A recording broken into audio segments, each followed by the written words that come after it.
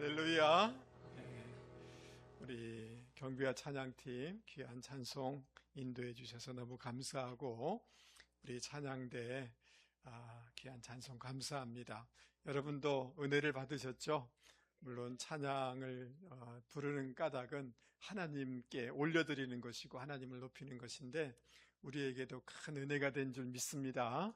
너무너무 감사합니다. 아브라함과 함께 하나님의 말씀과 비전과 사명을 쫓아서 같이 따라왔던 조카 롯은 아브라함이 하나님 잘 섬김으로 같이 복을 받게 되어져요. 그래서 그 두 집안이 너무 재산이 많게 되어서 좀 다툼도 있고, 그래서 분가하게 되어집니다. 근데 아브라함이 조카 롯에게 네가 먼저 선택해라, 선택권을 주게 되어지는데요. 그 조카 롯이 선택했던 기준에 대한 기록이 창세기 13장에 나와 있습니다. 여기 한번 보시기 바랍니다. 이에 롯이 눈을 들어 요단 지역을 바라본 즉 소알까지 온 땅에 그다음 뭐라고 돼 있어요? 물이 넉넉하니 여호와께서 소돔과 고모라를 멸하시기 전이었으므로, 그 다음요, 여호와의 동산 같고 애굽 땅과 같더라 라고 이렇게 돼 있는데요. 여러분, 그 물이 넉넉하다, 이 당시에는 그 물을 중심으로 도시가 형성되었는데요. 그러니까 물질적인 풍요를 최고의 가치로 여기는 도시를 선택한 겁니다. 그리고 소돔과 고모라를 선택한 것인데, 여러분, 육적인 도시고 세속적인 도시, 세상의 가치관, 이러한 것들을 더 중요하게 여겨서 이쪽 지역을 선택했다라고 얘기할 수가 있는 것입니다. 안목의 정욕을 따라서 선택한 것이다 라고 얘기할 수가 있습니다. 여러분, 결정적인 순간에 어떤 선택을 할 것인가, 어떤 방향으로 갈 것인가 라고 할 때 그의 그 기준이 이러한 육적인 것이었다라고 얘기할 수가 있습니다. 그런데 선택은 그렇게 할 수 있는데 그 결과는 어떻게 됐는가? 그 소돔과 고모라 성에 살면서 자기도 모르게 자기 아내, 자기 온 가족이 소돔과 고모라의 그 세계관과 가치관에 물들게 되어집니다. 그래서 이 소돔과 고모라가 이제 망할 때 그 돌아보면 안 되잖아요. 근데 그의 아내가 뒤돌아보다가 소금 기둥이 되어집니다. 뿐만 아니라 여러분, 그 딸들이 자기 자손들이 없을 것 같은 생각에 자기 아버지에게 술을 먹어가지고 후손을 낳게 되었는데, 모함과 암몬 족속, 굉장히 하나님을 적대하고 부끄러운 조상, 종족이 되는 이런 결과를 얻는 것을 보게 되어집니다. 자, 그런데 창세기 27장에는 이런 말씀이 나와 있는데요. 여러분 한번 보시죠. 그러자 아버지 이삭이 이렇게 말하였다. 내가 살아갈 들녘은, 그다음 뭐예요? 척박한 땅, 하늘에서 이슬 한 방울 내리지 않으리니 너는 칼만 있으면 만사 다 해결되는 양으로 살아가리라. 하나 아우를 상전으로 섬겨야 할 신세, 내 힘으로 그 굴레를 벗어 던져야 하리라. 여러분, 이 말은 그 이삭이 얘기하고 있는 건데요. 여러분, 하나님의 축복, 하나님의 장자권을 소중히 여겼던 야곱과 달리 에서는 어떤 선택을 하느냐 하면 육성을 선택해요. 육신적인 것을 선택한단 말이죠.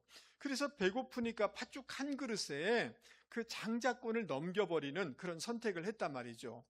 그 결과에 대해서 오늘 창세기는 말씀해주고 있는데, 그 척박한 환경 가운데 아주 그 칼을 의지하면서 살아가는 인생이 너와 너의 후손들이 될 것이다 라고 얘기하고 있다는 것입니다. 여러분, 우리는 끊임없는 선택의 연속 가운데 살아가게 될 것입니다. 그러나 가나안의 축복을 누리려고 하면 결정적인 순간에 우리의 방향을 정하는 데 있어서 여러분, 믿음의 선택을 하고 육신의 소욕이 아니라 성령의 소욕을 따라서 선택해 나갈 수 있는 저와 여러분이 되실 수 있기를 바랍니다. 지금 이 히브리서를 수신하고 있는 성도들도 핍박이 있고 유혹이 있기 때문에 어디로 갈 것인가? 그 선택의 기로에 있었단 말이죠. 그래서 히브리서 기자는 오늘 말씀을 가만히 읽으면 한마디로 정리하면 육신대로, 육신의 소욕대로 가지 말고 성령의 소욕대로, 성령의 감동대로 선택해 나가야 된다는 것을 우리는 깨달을 수가 있습니다. 그러므로 저와 여러분 저를 한 번만 보십시오. 어떤 중요한 방향을 결정해 나갈 때, 선택해 나갈 때에 육신의 소욕 따라서 선택하지 말고 성령의 소욕 따라서 선택해 나가는 저와 여러분이 되기를 주님의 이름으로 권면을 드립니다. 그래서 로마서 8장 13절은 이렇게 권면해 주고 있습니다. 우리 같이 한번 읽어보도록 하겠습니다. 시작. 만일 여러분이 육신을 그대로 따라간다면 여러분은 길을 잃고 장차는 멸망하고 말 것입니다. 그러나 성령의 능력으로 육신의 악한 행동을 깨트려 버린다면 여러분은 살게 될 것입니다. 아멘. 우리 옆에 사람한테 얘기하겠습니다. 육신의 소욕과 반대되는 것을 선택하시기 바랍니다. 어떤 상황과 결정이 있을 때 육신의 소욕 따라서 결정하지 말고 성령의 소욕 따라서, 성령의 말씀 따라서, 감동 따라서 결정해 나갈 수 있는 저와 여러분이 되실 수 있기 바랍니다. 그러면 그것이 구체적으로 어떤 것인가? 오늘 히브리서 말씀을 통하여서 같이 생각해 보려고 합니다.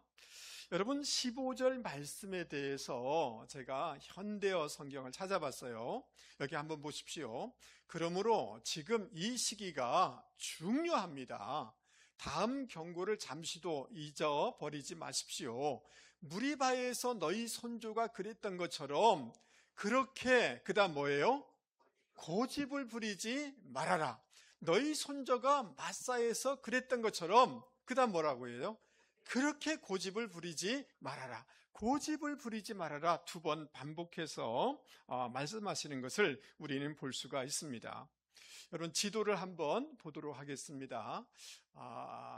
지도가 잘 안 보이죠? 마라는 보이십니까? 잘 안 보이죠? 엘림도 안 보이고. 아무튼 조금 밑에 보면 제가 보이려고 한 것은 느비딤이란 지역이 어디인지를 보여주려고 이렇게 지도를 이렇게 했습니다만은 광야 느비딤에 도착하게 되어지자 물이 없어요. 그러니까 하나님을 신뢰하지 못하고 모세를 원망하게 되어집니다. 왜 우리를 애굽에서 인도해서 목말라 죽게 하느냐라고 원망을 합니다. 그리고 지도자를 돌로 쳐서 죽이려고 합니다. 그때 모세가 하나님께 기도하죠. 하나님이 그때 지팡이로 반석을 치라라고 말씀해 줍니다. 하나님의 말씀대로 그렇게 순종할 때 반석에서 물이 나와서 해결되죠. 목마름의 문제가 해결되는 것을 볼 수가 있습니다. 그래서 그 지역을 마사 무리바라 이렇게 했는데 하나님을 시험했다, 하나님과 다투었다라는 이런 뜻을 담고 있는 지명이 된 것입니다. 이것은 사실은 하나님, 모세에 대한 원망 또는 어떤 목마름에 대한 1차원적인 것이 아니라 하나님을 신뢰하지 못한 그 인간의 본능적인 반응을 보여주는 것이다 라고 얘기할 수가 있는 것입니다. 여러분 저를 한 번만 보시죠. 여러분 저는 어떻게 보이세요? 괜찮게 보이지 않아요? 근데 저는 나를 건드리지 않고 자존심을 건드리지 않고 이렇게 하면 사람이 괜찮아 보여요. 근데 내뿐만 아니라 여러분 모두도 다 그래요. 평정심을 유지할 수 있어요.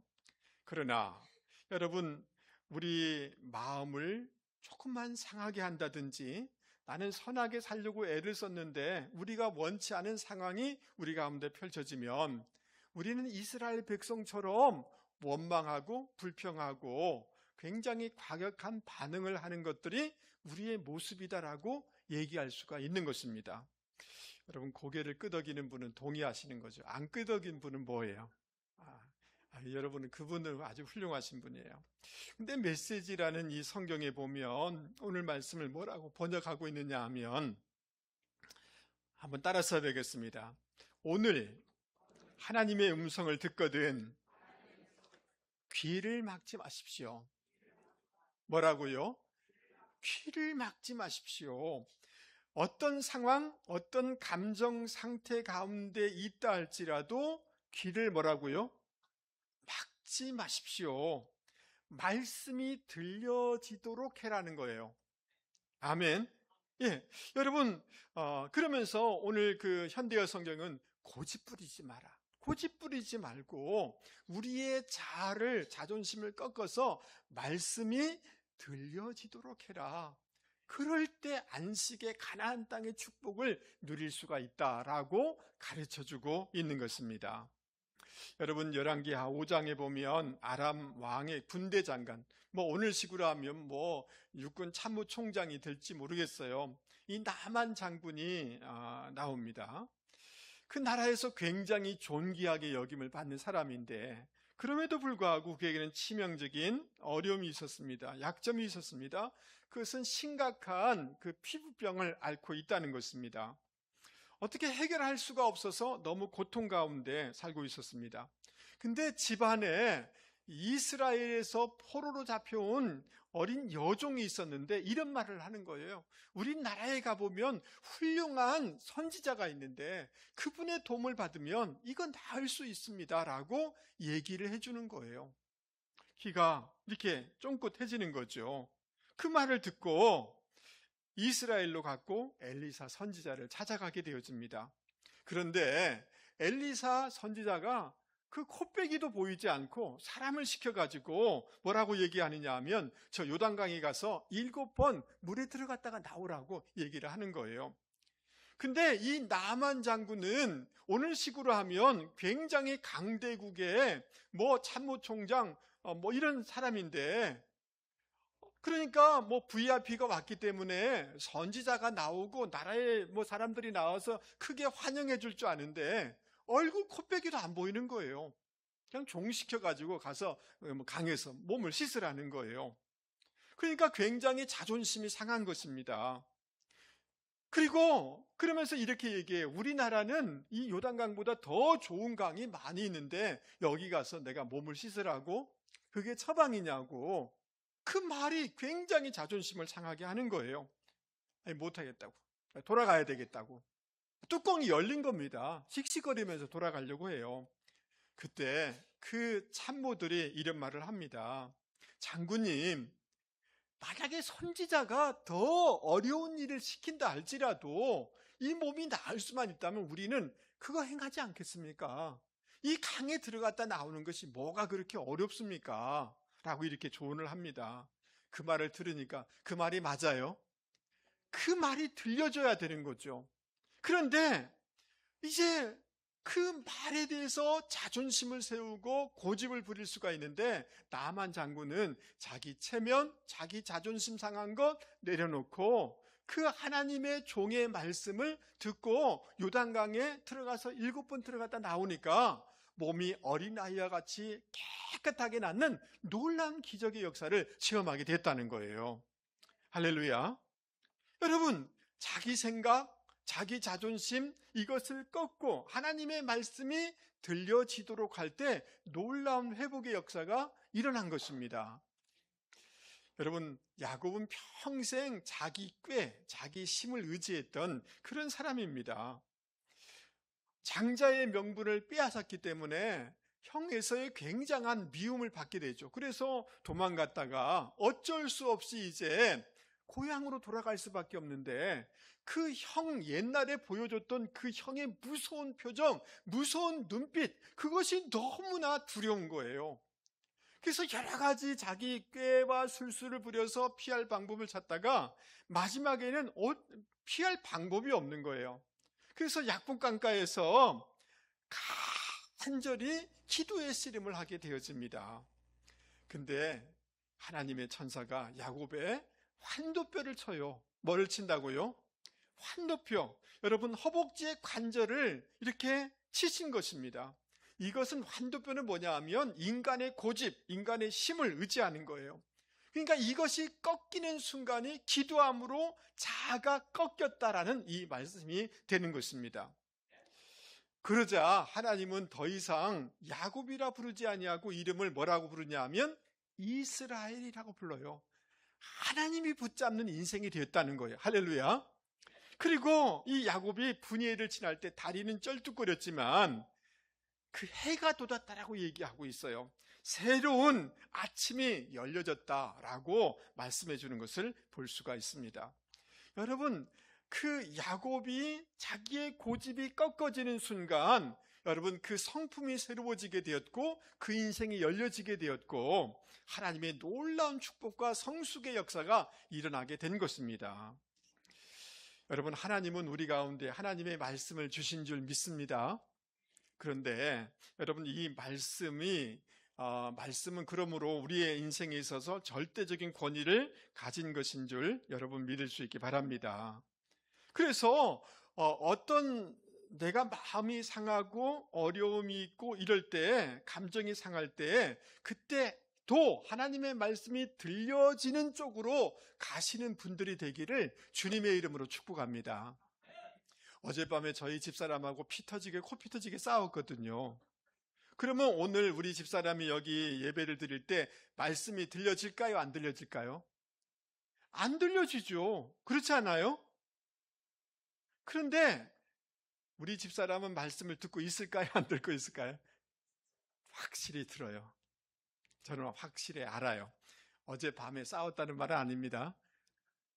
늘 어떤 생각을 가지냐 하면 그럴지라도 말씀이 들려지는 쪽으로 가기 때문에 어렵지만 사모의 길을 지금까지 걸어올 수가 있었던 거죠. 맞아요? 예. 그래서 여러분, 육신의 소욕은 야, 듣지 마라. 너 자존심 상하지? 이게 안 들려진단 말이죠. 그때 나의 자아를 꺾고 고집을 꺾고 말씀이 들려지는 쪽으로 가면 그건 쉬워요, 어려워요? 억수로 어렵습니다. 그러나 성령의 소욕대로 말씀이 들려진 쪽으로 가면 거기에 놀라운 축복과 성숙과 하나님이 예비한 엄청난 은혜가 그곳에 있는 줄 여러분 믿을 수 있기를 바랍니다. 아멘. 그래서 우리 이런 노래 많이 했잖아요. 주님 말씀하시면 내가 나아가리라. 주님 뜻이 아니면 그럼 뭐예요? 내가 멈춰서리다라고 우리 노래했지 않습니까? 주님의 말씀이 들려지는 쪽으로 우리는 움직여야 되는 줄 여러분 믿을 수 있기를 바랍니다. 할렐루야.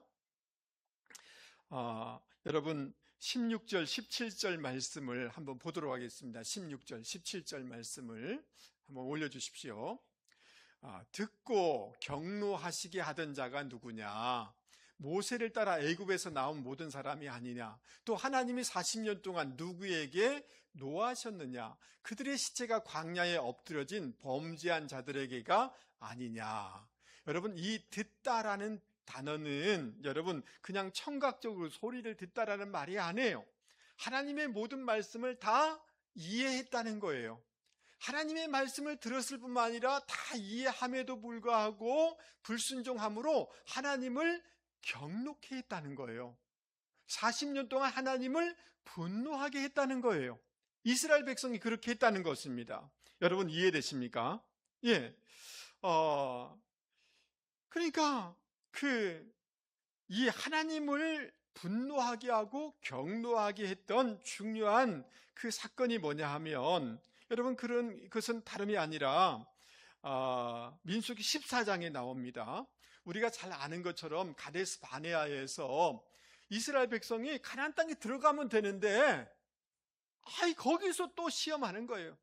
그 땅이 어떤지 우리가 먼저 가서 살펴보고 와서 또 들어갑시다. 이런 얘기를 하는 거예요. 그러니까 하나님이 막 그렇게 고집하니까 허용을 해요.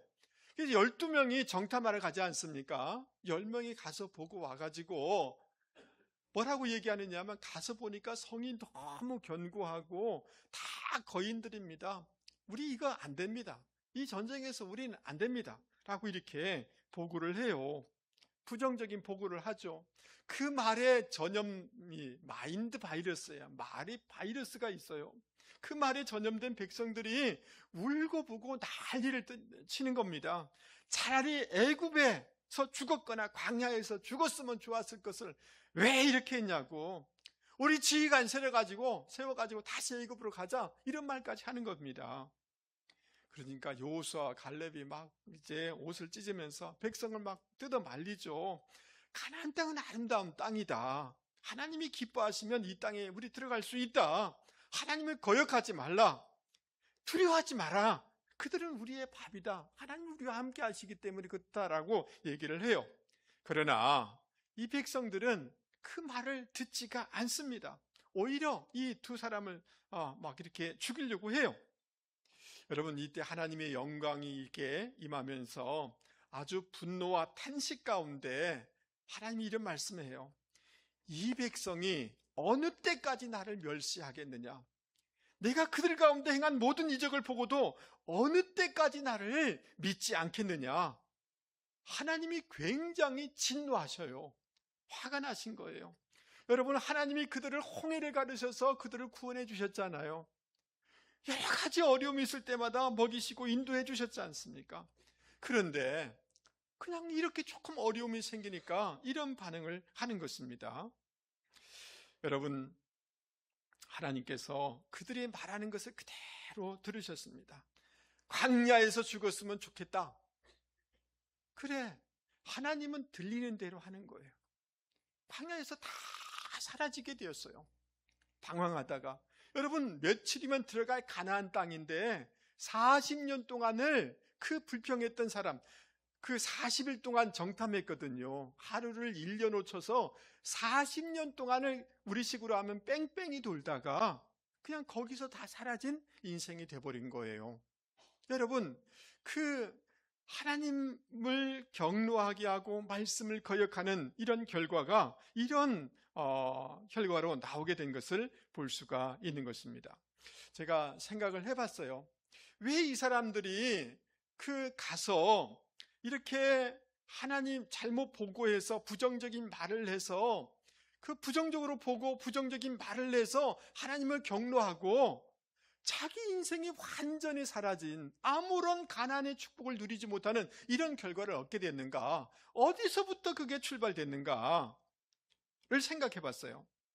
하나님의 약속을 믿고 하나님과 하나님의 약속을 믿고 여호수아와 갈렙은 믿음의 눈으로 본 거예요. 할렐루야. 믿음의 해석을 한 거예요. 그러니까 그들은 우리의 밥이다라고 얘기한 거예요. 할렐루야. 그러나 어떤 환경을 보면서 하나님과 그분의 약속에 대한 믿음 없이 세상적으로 본 거예요. 사회학적으로 본 거예요. 인간적으로 보니까 커 보이고 우리는 메뚜기 같다라고 얘기한 거예요.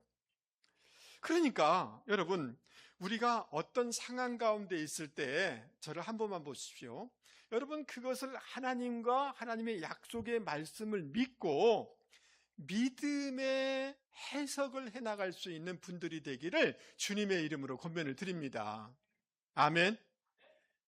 여러분, 창세기 45장 5절 말씀, 당신들이 나를 이곳에 팔았다고 해서 근심하지 마십시오. 한탄하지 마십시오. 하나님이 생명을 구원하시려고 나를 당신들보다 먼저 보내셨나이다.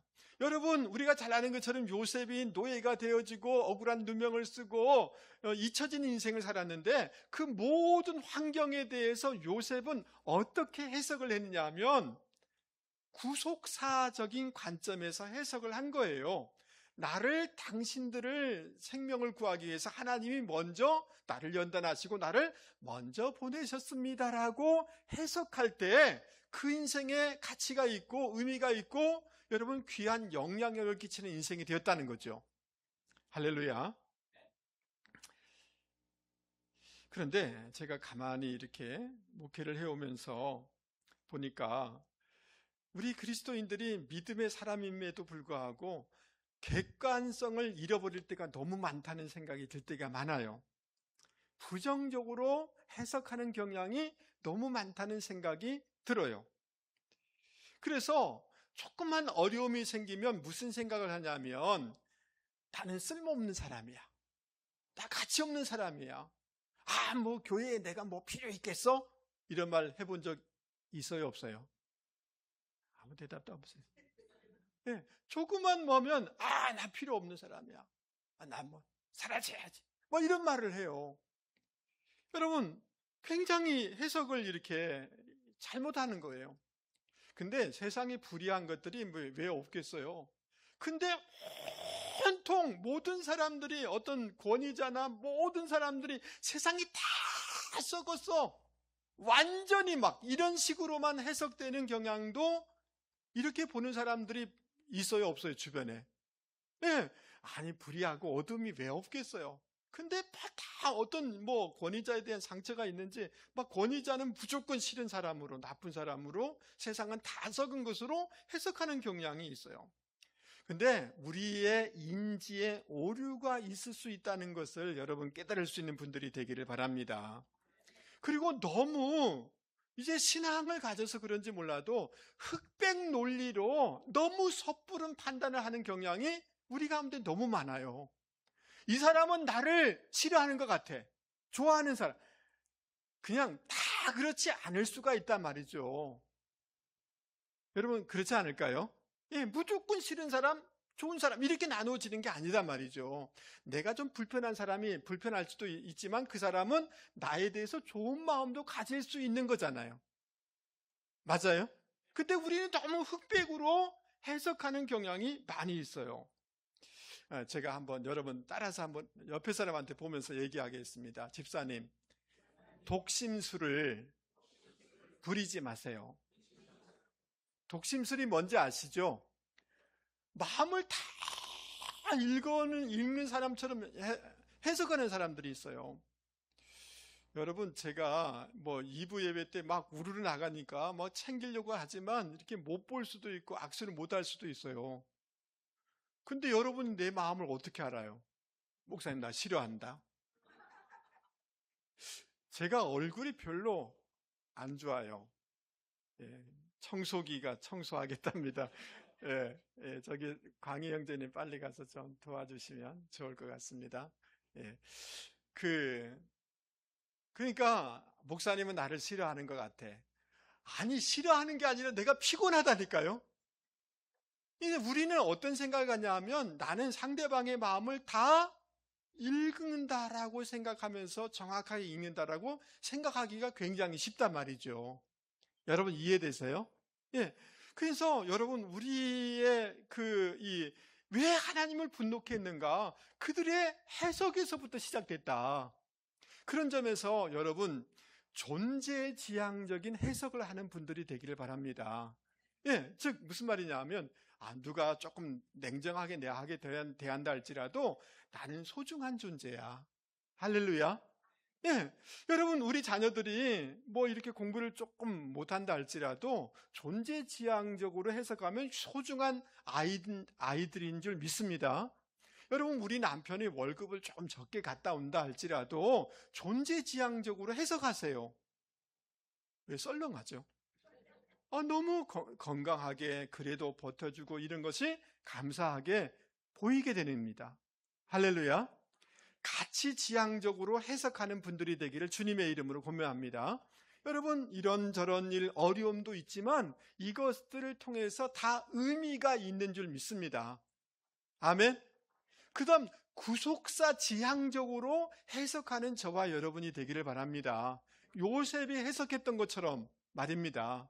내 팔자가 왜 이렇게 사나워가지고 이 사람을 만나가지고 평생 고생하고 내가 이런 시집에 왜 와가지고 라고 해석하면 안 되는 거예요. 그럼 불교적으로 해석하는 거예요.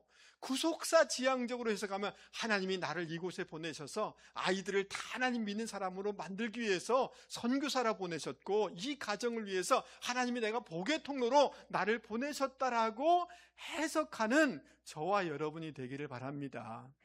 그러니까 여러분 어떤 어려운 상황, 감정의 상황이 있으면 여러분 그때 우리가 어떤 해석을 해야 되면 육신의 소욕 따라 해석하면 안 되는 것이고 믿음의 해석을 하셔야 돼요.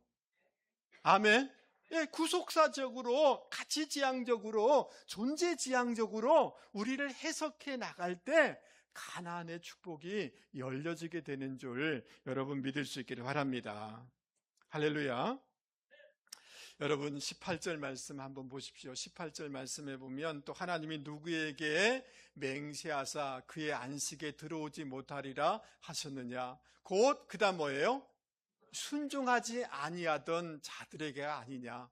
순종하지 않았기 때문에 안식 가나안의 축복에 들어가지 못했다는 거예요. 근데 19절 말씀에는 뒤에는 이렇게 설명해요. 이뤄보건대 그들이 그다음 뭐예요? 믿지 아니함으로 능히 그다음 뭐예요? 들어가지 못한 것이라. 믿음과 순종은 같이 붙어 있는 거예요. 왜 순종 못하느냐 하면 믿지 못하기 때문에 그런 거예요. 믿음과 순종은 뭐라고요? 같이 붙어 있는 거예요. 할렐루야. 그러므로 여러분 어떤 상황 가운데 있을 때 여러분 하나님을 믿고 아멘 하시죠? 하나님의 약속을 믿고 여러분 그걸 믿으셔야 돼요. 그리고 어느 쪽으로 내 몸을 움직여야 되느냐, 어느 방향으로 가야 되느냐 하면 순종하는 방향으로, 말씀에 순종하는 방향으로 나아가는 분들이 되기를 주님의 이름으로 권면을 드립니다. 할렐루야. 예. 내가 억울해. 내가 이거 주면 내가 억울할 것 같아. 내가 먼저 손 내밀면 내가 손해보는 것 같아. 그런데 하나님을 믿고 하나님의 약속을 믿고 어느 쪽으로 가야 돼요? 예, 손 내미는 쪽으로, 말씀에 순종하는 쪽으로 가면 그 다음에 엄청난 은혜, 가나안의 축복이 있게 되는 줄 여러분 믿을 수 있기를 바랍니다. 할렐루야. 여러분 맨노 교회라는 이 교회가 있습니다. 1873년에 13명의 교인이 세웠는데요. 우리 교회는 성인 11명이 이렇게 시작했으니까 우리 교회하고 비슷한 것 같아요. 그 50년이 지나는 동안에 어떤 때는 7명이 떨어져서 교회 문 닫을 뻔한 적이 많은 그런 교회였어요. 그런데 여러분 18년 동안 아이가 없던 부부가 이 교회에 온 겁니다. 여러분 그러다가 아이가 생겼습니다. 기적적으로 하나님이 아이를 주신 거예요. 이 부부는 하나님께 너무 감사했습니다. 그래서 이 신앙생활 하면서 1884년에 스탠포드 부부, 릴런드 스탠포드, 제인 스탠포드, 저 사진에 나와 있는 부부가 15살 난 아들과 함께 유럽 여행을 가게 되어져요. 그런데 무슨 일이에요? 그 이탈리아에서 장티푸스에 걸려서 어렵게 얻은 아이가 죽게 되어져요. 여러분 얼마나 가슴이 아플 거예요. 하나님 이럴 수 있어요? 이렇게 하려고 아이를 보냈어요? 원망할 수 있죠. 나 하나님 안 믿을 거예요. 나 교회 안 나갈 거예요. 라고 할 수 있죠. 슬퍼하면서 하나님께 기도하는데 그러면서 믿음의 반응을 해요. 남편이 이런 말을 해요. 캘리포니아의 모든 아이가 우리의 자식이 될 겁니다. 믿음의 생각을 하고 믿음의 반응을 하고 믿음의 결정을 하게 되어집니다. 자신의 가진 많은 재산과 1000만 평의 농장을, 학교를 세우는데 기부를 하게 되어져요. 그리고 이 학교 이름을 닐랜드 스탠퍼드 주니어, 자기 아들 이름 대학을 세운 겁니다. 여러분 이 대학이 현재 여러분 스탠퍼드 대학 여러분 아시죠? 예, 저 대학 한번 보십시오. 저 넓은데 이렇게 여러분 이 대학에서 노벨상 받은 사람이 20명이나 나왔어요. 여러분 미국의 의학, 공학, 무슨 법학, 모든 인공지능, 생명과학 모든 분야에 많은 지도자들, 많은 영향력을 끼친 사람이 이 대학에서 나왔어요.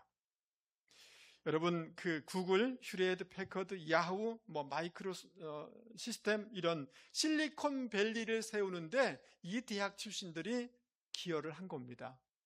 여러분 이해되세요? 예.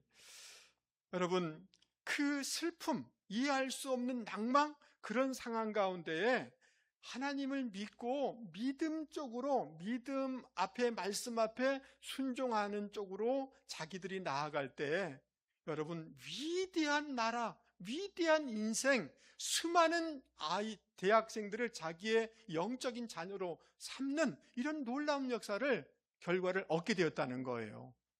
할렐루야. 그러므로 사랑하는 성도 여러분, 그 어렵고 힘들 때, 감정이 상할 때, 그때 육신은 막 이렇게 원망하는 쪽으로 가도록 하죠. 근데 하나님을 믿고 순종하는 쪽으로 옮겨보는 분들이 되기를 주님의 이름으로 권면을 드립니다. 신명기 30장 20절 말씀입니다. 우리 같이 한번 읽어보겠습니다. 시작. 주 당신들의 하나님을 그의 말씀을 들으며 그를 따르십시오. 그러면 당신들이 살 것입니다. 주님께서 당신들의 조상 아브라함과 이삭과 야곱에게 주시겠다고 맹세하신 그 땅에서 당신들이 잘 살 것입니다. 이 축복이 우리 모든 성도님들에게 있기를 주님의 이름으로 축복합니다. 할렐루야. 여러분, 저를 한 번만 보시죠. 우리는 순간순간마다 이렇게 할 거야, 저렇게 할 거야, 선택, 또 감정의 방향, 이런저런 결정적인 순간에, 오늘 성령 강림주일인데 육신의 소욕과 반대되는 성령의 소욕 따라서 결정해 나가는 분들이 되기를 주님의 이름으로 권면을 드립니다. 할렐루야. 그래서 여러분, 말씀이 들려지고 내 고집이 내려지고 말씀이 들려지는 쪽으로 가면 반드시 승리하게 되는 줄 여러분 믿을 수 있기 바랍니다. 아멘. 여러분, 귀를 한번 만져보세요. 소리가 들리고 있습니까? 몇 사람은 안 들릴 수도 있어요. 여러분, 그 은사를 받은 사람들은 이렇게 머리 위에 이 어둠의 영이 딱 이렇게 타앉아가지고, 여러분, 부부지간에 싸움할 때 말이 안 통할 때 있었다 없었다? 있었어요. 왜 그럴까요? 여러분, 귀를 딱 막아요. 그리고 말이 오잖아요. 말을 쳐버려요. 안 들리죠. 감정이 상하고 이러면 그걸 잘 이기지 않으면 그 마귀에게 이게 주도권을 놓치게 되어져요. 그럴지라도, 감정이 상할지라도 말씀이, 내 고집을 내려놓고 말씀이 들려지도록 애를 쓰는 분들이 되기를 주님의 이름으로 권면을 드립니다. 해석이 중요한데 존재지향적으로 해석하십시오. 나는 소중한 존재인 줄 믿습니다. 우리 자녀와 남편, 아내는 소중한 분인 줄 믿습니다. 가치지향적으로 해석하십시오. 의미가 있고 가치가 있는 줄 믿습니다.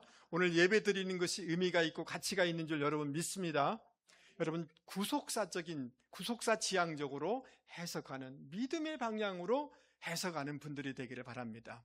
오늘 나갈 때 제 눈빛을 못 보고 악수를 못 할지라도 어떻게 확인되지 않으면 믿음의 방향으로, 긍정적인 방향으로 해석하세요. 아멘 하시죠? 아니, 밥 먹는데 앞에 있는 구역원이 막 인상 쓰고 앉아 있어요. 근데 막 자기 나름대로 해석하지 마세요. 저 사람 나 싫어하는가 보다. 아니, 집안에 아이 아픈 것도 있고, 그 재산 무슨 걱정도 있고, 이거 저거 다 있는데 확인이 안 되면 아픈가 보다 긍정적으로 해석하는 분들이 되기 바랍니다. 그러면 삶이 풀어져요. 그러면 건강해져요. 아멘. 예, 마음이 힘들지만 말씀에 순종하는 쪽으로 나아갈 때 놀라운 은혜와 복이 있는 줄 믿습니다. 그 복을 받아 누리는 분들이 되기를 주님의 이름으로 권면을 드립니다. 우리 찬송가 545장 같이 부르겠습니다.